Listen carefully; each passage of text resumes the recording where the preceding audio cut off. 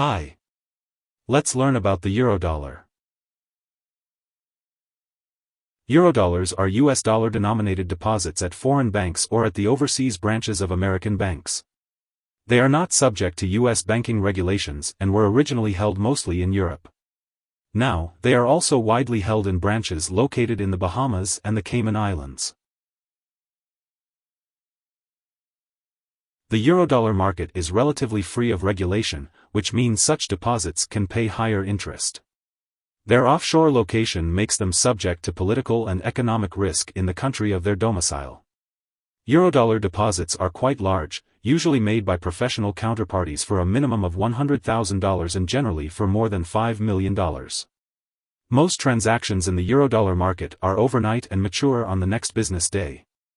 With weekends and holidays, an overnight transaction can take as long as 4 days. Eurodollar transactions with maturities greater than 6 months are usually done as certificates of deposit. The Eurodollar market dates back to the period after World War II when the United States provided funds to rebuild Europe through the Marshall Plan, resulting in a separate, less regulated market for the deposit of those funds. Unlike domestic U.S. deposits, Eurodollars are not subject to the Federal Reserve Bank's reserve requirements and are not covered by FDIC insurance, resulting in higher interest rates.